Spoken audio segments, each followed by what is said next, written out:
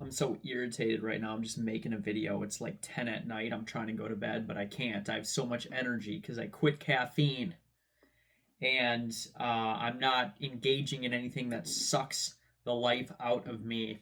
So I'm fired up at fucking 11 at night here, about to make a video. And what I'm going to talk to you guys about today is energy transmutation or sexual transmutation, as they would call it. There's a book, I can't remember what it is.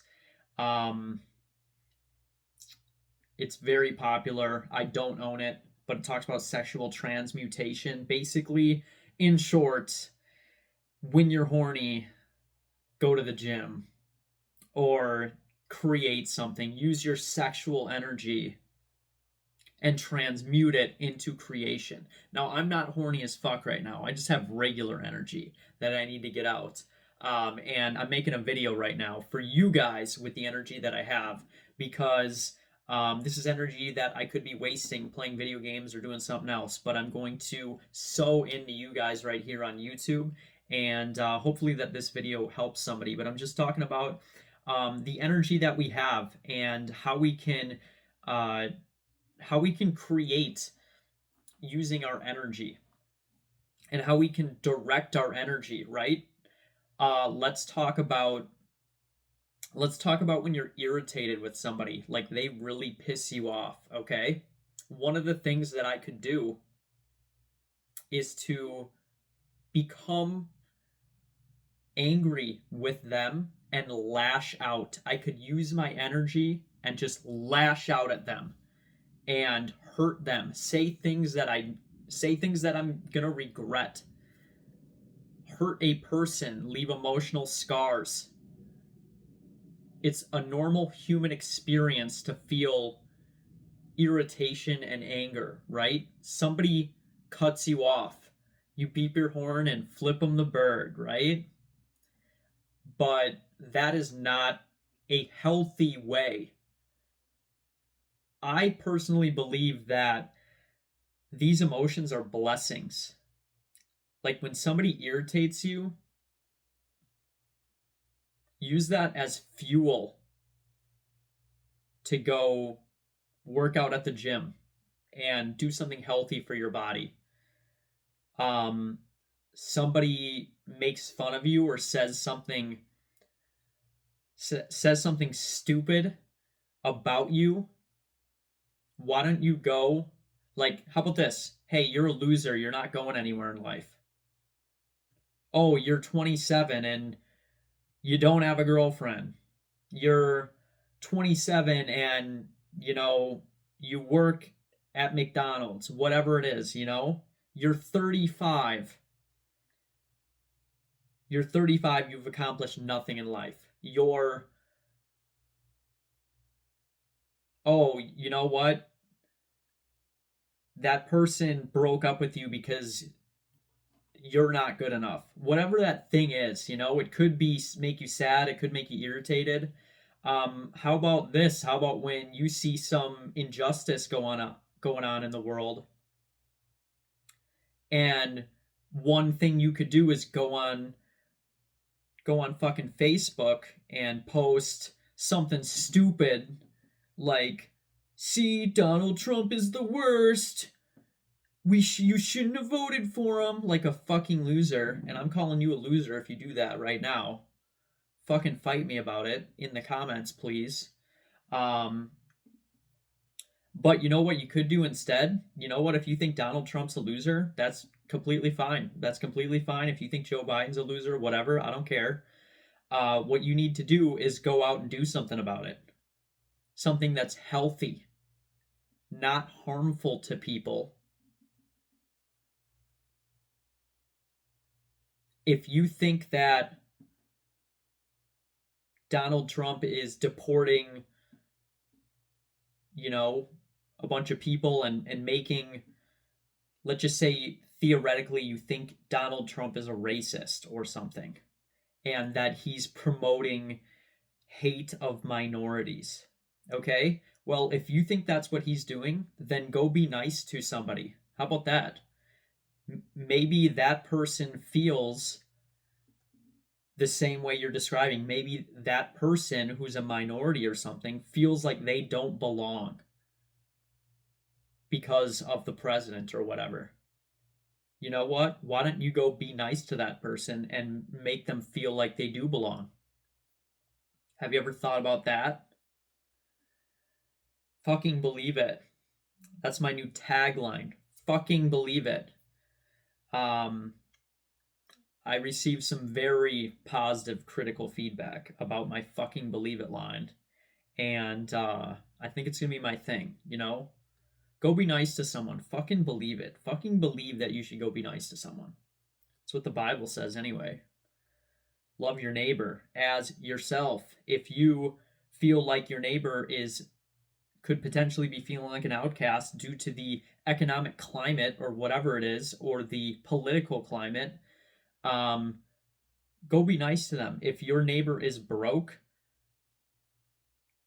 buy him some healthy food, not McDonald's. I do not promote McDonald's garbage. I would say go buy them something healthy, like a broccoli crown, or something that's actually going to benefit their life. That would be so disrespectful. You just gave someone a broccoli crown. But maybe a nice, fulfilling, healthy meal. Okay, make people feel included. Make people feel like they belong, and transmute your energy when you're irritated. So the point of this video, number one, when you're irritated, transmute your energy into something productive.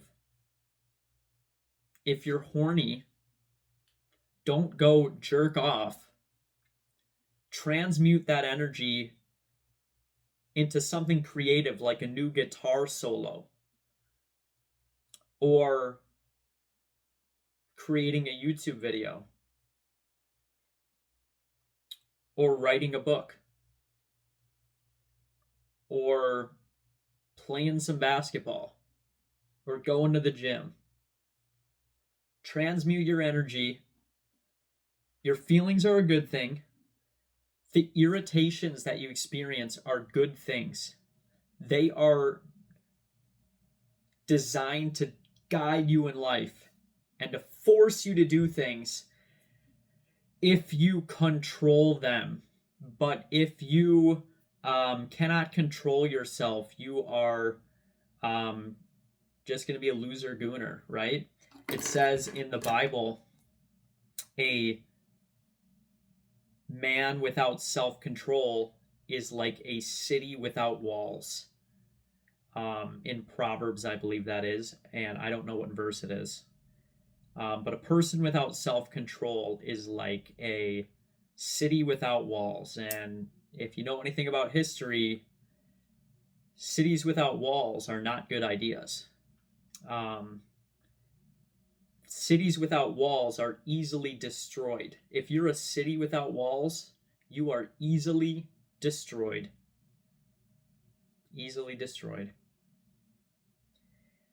So you need to learn self-control. So we're talking about self-control here, using our feelings to create positive actions in the world instead of negative ones. Let's say you're super stressed out, right? Super stressed out, I just want to have a beer. How about super stressed out? Why don't I learn to control that and be vulnerable and say, and how about I use that stress as an opportunity to be vulnerable with your partner? How about this? Like, this job is really stressing me out right now. I don't know if I can actually handle it. How about you say that? And you just share, like, hey, can I talk to you about something with your partner? Once you've calmed down, right? Now, what would be negative would be obviously coming home, being stressed out, and saying, "You didn't do the dishes again, you stupid bitch!" I don't condone that behavior. I do not. We're going to control ourselves and then acknowledge the stress and use that as a pivot point and say, look, I'm really stressed out at work. I'm feeling this certain way. It's good to be vulnerable about your feelings and authentic. These are all experiences that I've had. Now, um, being stressed and wanting to lash out, or like my life sucks, so I need to get chopped. Whatever it is, okay? You need to recognize those feelings that are internalized, like they're like trying to come out, okay? They're like, hey, look, acknowledge me, and you need to acknowledge those feelings that you have. They're real feelings. And I really think that life would be a lot better for you if you acknowledge your feelings inside and really just do some self-reflection instead of trying to cope with an escape, trying to get out and do some impulse shopping, whatever it is. All of those are coping mechanisms. And I would encourage you not to engage in coping mechanisms. I would encourage you to be authentic with your feelings and to realize, why do I feel this way? I, at one point, had an issue with feeling like I was too good to be where I was at. I put in a lot of work and into learning, reading. From my perspective, a lot more reading has been done than a lot of my peers. I think there's a very few amount of people my age, and I just burped there, kind of, so excuse me for that. I think there's a very few amount of people my age that have read anywhere close to these books in the last 5 years, This is only maybe 20, 30, probably 60 books right there on the shelf. And I've only probably read about 40 of them. But if we think about that, 40 times, let's just say the last 7 years, roughly 6 books a year on average. And these aren't counting the Audible books I've listened to. So what I was really struggling with was, look at all this work that I've done on myself to learn, and why is my income not matching that? And I realized that I was unable to be happy where I was at because I had an unhealthy attachment to success, and my results in life was directly correlated with my happiness. And if I couldn't attain a thing that I wanted, it was just not good. It was like I couldn't handle that emotion, and I didn't know how to do it. I just had to get chopped all the time, And ultimately, I think, I learned just through a lot of things, specifically Buddhist practices, or Zen, they would maybe even call it that. Zen is just like really the Tao Te Ching, and I don't own the Tao Te Ching, but I just got this new book, Ego is the Enemy, that I'd like to read soon. And Ryan Holiday, pretty good stuff. He had a book called Discipline is Destiny that I own on Audible that I found was very important. But my ego was my enemy and causing me suffering. I was attached to a result, okay? And Buddhism says that suffering, or the Buddha, or whatever his name is, would say that attachment is the root of all suffering. The root of all suffering. So in the Bible, that would be called an idol, okay? When God is the most important thing in your life, you are unattached.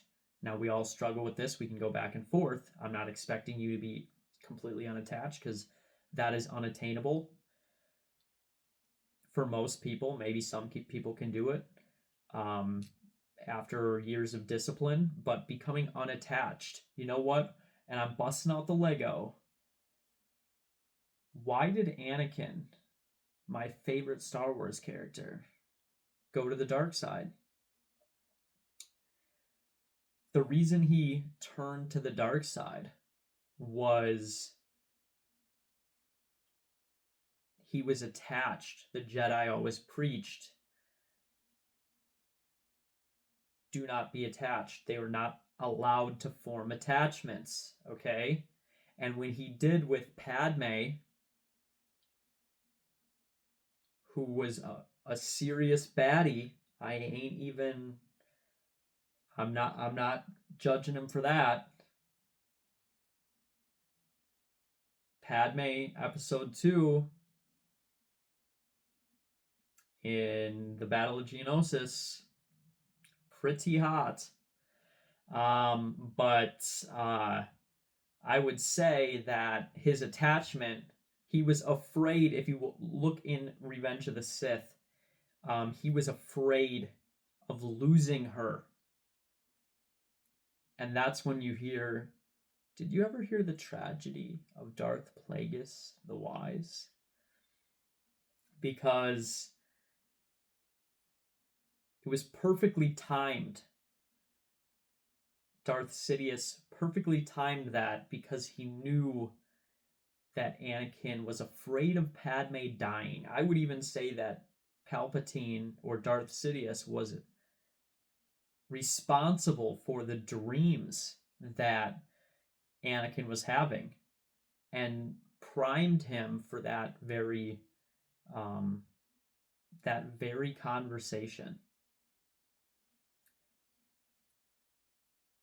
The tragedy of Darth Plagueis the Wise was that he could cheat death and could save others from dying. But the tragedy was that he could not save himself from death. And that is what Anakin was seduced to the dark side with. The idea that he could save Padme from death. Because he was so attached, because his ego was the enemy. His ego. And what is the ego? It is our attachments. In simple terms, it's the identity that we've built up through the things that we've learned that we want to hold on to. The ego in Buddhist terms or Ryan Holiday is not the same as Sigmund Freud's version. It's probably based on that, but ego is basically things like, I'm better than you. I'm worse than you. It's just attached. It wants to grab onto things. And I can explain that more in a later video. But actually, if you watch my video, thoughts don't create your reality. Reality creates your thoughts. It should be the second video I made. You will get a very, very good understanding of what I mean by that. So I do a pretty good job explaining what the ego and the egoic desires, but I'm not going to talk about that today because the talk is, once again, freestyling it right off the cuff. I'm just right off the dome.